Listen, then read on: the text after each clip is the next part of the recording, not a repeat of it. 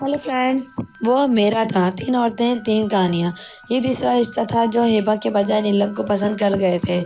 अम्मी अब्बू हिबा की वजह से परेशान थे। पहले 2 रिश्तों ने इसकी सांवली रंगत और वाजबी से नैन नक्श की वजह से इनकार कर दिया था और बाकी 3 रिश्ते इसके बजाय नीलम को पसंद कर गए थे, जो काफ़ी खुश शक्ल थी। उमर और रजिया के 3 बच्चे थे, बड़ी हिबा, फिर नीलम और सबसे छोटा अयान। पिछले 2 साल से वो हिबा के लिए रिश्ता देख रहे थे। रिश्ते वाले लोग आते या तो लोग हिबा को देखकर इनकार कर देते या फिर नीलम का हाथ थाम लेते, मांग लेते। रजिया बेगम कई लोगों को मना कर चुकी थी कि मैं बड़ी को छोड़कर छोटी से शादी नहीं करूंगी। बिलाखिर हिबा के लिए एक रिश्ता अच्छा सा आ ही गया। लड़का मल्टीनेशनल कंपनी में अच्छी पोस्ट पर था, मगर मैं इसके अलावा सिर्फ इसकी माँ थी। उमर साहब और रजिया दिन रात खुदा का शुक्र अदा करते और ना थकते। खुद हिबा अपने नसीब पर हैरान थी। 2 माह बाद हिबा अहमद की दुल्हन बनकर इसके घर आ गई। हिबा लाउंज में बैठी औरतों में घिरी बैठी थी जब एक औरत के बोलने की आवाज़ इसके कान में पड़ी। पहली बीवी तो अहमद की बड़ी खूबसूरत थी, ये दूसरी तो बस गुजारा ही है। हाँ, तो ये ठीक ही कह रही हो तुम। रंग सांवला और नैना-खुश भी कुछ खास नहीं। हिबा तो इनकी बात सुनकर शॉक्ड ही रह गई। इन्हें तो अहमद की पहली शादी के बारे में कुछ पता ही ना था। इस वक्त खामोश रहने के सिवा कोई चारा भी ना था। कुछ देर बाद इसे एक सजे हुए कमरे में पहुंचा दिया गया। वो अहमद की शादी की बात सुनकर इतनी उलझी हुई थी कि अहमद के कमरे में आने का इसे पता ही ना चला। होश तो तब आया जब अहमद ने इसे सलाम किया। वो बड़बड़ाकर होश में आई और आहिस्ता से अहमद के खुद सलाम का जवाब दिया।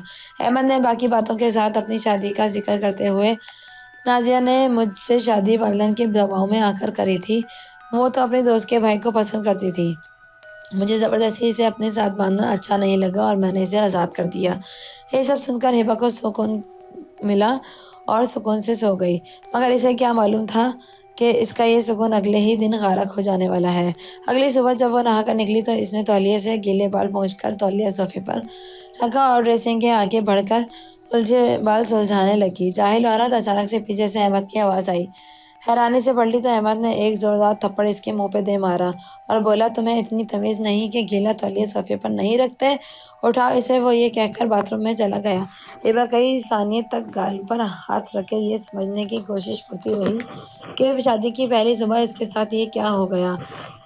पहली सुबह तो दूल्हा दुल्हन की तारीफों के पुल बांधते हैं, छेड़ते हैं, शरारत करते हैं, मगर अहमद ने इसे जरा सी बात पर थप्पड़ मार दिया और वो मुंह से कह देते तो क्या मैं तौलिया ना उठाती। कुछ देर बाद वो फूट फूट कर रोने लगी तो ये रोज़ का मामूल बन गया। अहमद मिजाज का बहुत तेज था और साथ ही हाथ छूट भी।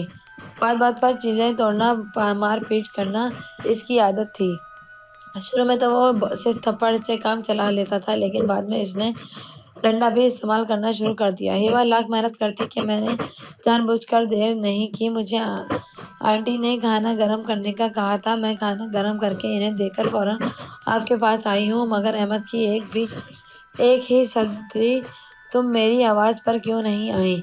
अब अगर वो सास की नहीं सुनती तो अब भी अहमद इसे मारता कि तुमने मेरी अम्मा को खाना क्यों नहीं दिया। हिबा ने सास से अहमद की शिकायत की तो इन्होंने हाथ खड़े कर दिए और ये मियाँ बीवी के आपस का मामला है, मैं इसमें कुछ नहीं कर सकती। हिबा ने कई बार माँ बाप को बताने की कोशिश की, मगर इनके चेहरे का इत्मीनान देखकर हिम्मत ही न हो पाई, जो हिबा को ब्याह के बाद एक दूसरी बेटी को ब्याहने की तैयारी कर रहे थे। इसके माँ बाप को इसकी हालात का इसलिए पता न चल सका क्योंकि इनका बेटा बेटी के घर आना जाना कम था।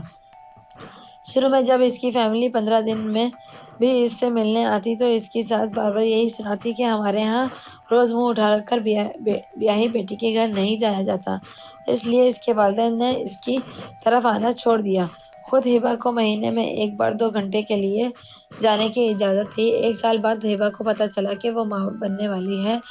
अब इसे उम्मीद हो गई थी कि अब इसके हालात बदलने वाले हैं, मगर इसकी ये खुशफहमी भी जल्द ही ख़त्म हो गई। वो अहमद के लिए चाय बनाने किचन में आई तो संग में कुछ बर्तन पड़े थे। इसने पहले बर्तन धोए, फिर चाय लेकर कमरे में आई तो अहमद ने चाय का कप दीवार पर दे मारा और हिबा के बाल मुट्ठी में जकड़ कर कहा, 1 घंटा लगा दिया चाय बनाने में, जाहिल औरत! काम नहीं होता तुझसे। और हिबा को खूब मारा। اپنا غصہ ٹھنڈا کیا۔ اس کی ساری خوش فہمی بھاپ بن کر اڑ گئی۔ سب کچھ پہلے کی طرح تھا۔ باپ بننے کی خبر نے بھی احمد پر کوئی اثر نہ ڈالا۔ کبھی اس کا ہاتھ توڑ دیتا، کبھی اس کا سر پھاڑ دیتا۔ اس کا 8واں مہینہ چل رہا تھا کہ احمد نے اسے کپڑے ٹھیک سے استری نہ کرنے پر خوب مارا۔ اتفاق سے اسی وقت اس کے ماں باپ آ گئے۔ احمد انہیں دیکھ کر گھر سے باہر نکل گیا۔ ہبہ کی حالت بہت خراب تھی۔ اس کے ماں باپ روتے ہوئے ہسپتال لے گئے۔ ہبہ کی حالت بہتر ہونے پر انہوں نے ہبہ سے پوچھا تو اس نے سارا حال بتا دیے تو اس کے ماں باپ نے فیصلہ کیا وہ ہبہ کو دوبارہ احمد کے گھر نہیں بھیجیں گے۔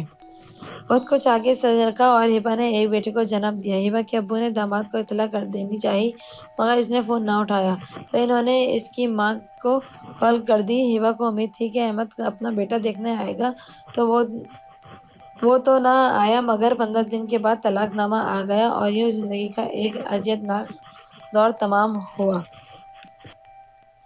ہبہ نے اپنے بیٹے کا نام فراز رکھا اور اپنی زندگی فراز کے لیے وقف کر دی۔ ماں باپ نے بہت چاہا کہ وہ دوسری شادی کر لے مگر وہ تیار نہ ہوئی۔ ایان کی شادی ہو گئی، ماں باپ دنیا چھوڑ گئے۔ ہبہ نے اسکول میں جاب کر لی۔ زندگی مشکل ہوتی جا رہی تھی۔ بھابھی کے لیے ہبہ اور فراز کا وجود ناقابل برداشت ہو رہا تھا۔ ہبہ سب برداشت کرنے پر مجبور تھی۔ وقت اچھا ہو یا برا گزر ہی جاتا ہے۔ فراز انٹر کر چکا تھا اور اب اس کے ایک ہی ضد تھی کہ وہ پڑھنے کے لیے ترکی جائے گا۔ ہبہ اسے کئی بار سمجھا چکی تھی کہ میرے پاس اتنے پیسے نہیں ہیں لیکن اس کی ایک ہی ڈر تھی کہ مجھے باہر جانا ہے۔ اور ایک دن اچانک ہی اسے اپنے باپ کا خیال آیا تو بولا آپ نے بتایا تھا میرے ابو ایک امیر آدمی تھے، وہ ضرور مجھے باہر جانے کے لیے پیسے دیں گے۔ ہبہ فراز کی بات سن کر دنگ رہ گئی۔ اس نے فراز کو علیحدگی کی وجہ بتائی تھی کہ میرا مزاج ایک دوسرے سے الگ تھا۔ وہ نہیں چاہتی تھی کہ فراز کسی ذہنی پریشانی کا شکار ہو۔ اس نے فراز کو سمجھانے کی کوشش کی ساری زندگی تمہارے باپ نے تمہاری خبر نہ لی، اب تم کیوں اس کے پاس جا رہے ہو؟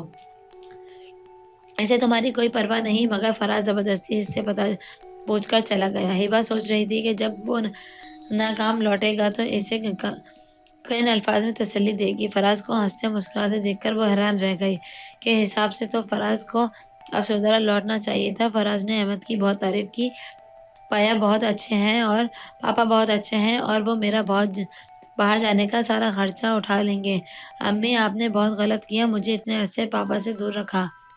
ہبہ اتنے صدمے میں تھی کہ اپنی صفائی بھی نہ دے سکی۔ پھر فراز روز باپ سے ملنے جانے لگا۔ ہبہ نے اسے بتایا کہ اس کے باپ نے اس کے ساتھ کیسا سلوک رکھا تھا اور بعد میں طلاق بھی خود ہی دے دی۔ مگر فراز نے کہا آپ جھوٹ بولتی ہیں، میرے پاپا نے مجھ سے ملنے کی بہت کوشش کی لیکن آپ نے کبھی ان سے ملنے ہی نہیں دیا، ہمیشہ وہ میری شکل دیکھنے کو ترستے رہے۔ امی آپ بہت ظالم ہیں۔ اور ایک دن فراز باہر چلا گیا۔ ہبہ بہت روئی، بہت تڑپی۔ اس کی کل کائنات تو وہی تھی۔ اللہ مجھے موت کیوں نہیں آتی؟ ایسا لگتا تھا زندگی کا مقصد ہی ختم ہو گیا۔ پھر اس نے باقی زندگی کاٹنے کے لیے خدا سے لگا لی اور جو تسلی اور دلاسے اسے کوئی انسان نہ دے سکا وہ اسے اللہ کے رب سے دیے ہوئے آہستہ آہستہ سکون مل گیا۔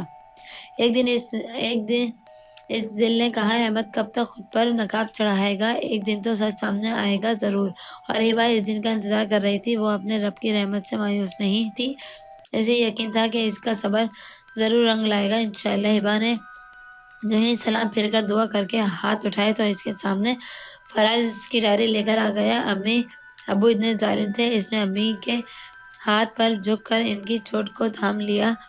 امی آپ نے مجھے پہلے کیوں نہیں بتایا، میں تو مر کر بھی نہیں جاتا کہ ان کے پاس، اب میرا ان سے کوئی تعلق نہیں۔ اس نے اپنی ماں کے دونوں ہاتھ تھام لیا۔ ہبہ نے اسے روتے ہوئے لپیٹ لیا۔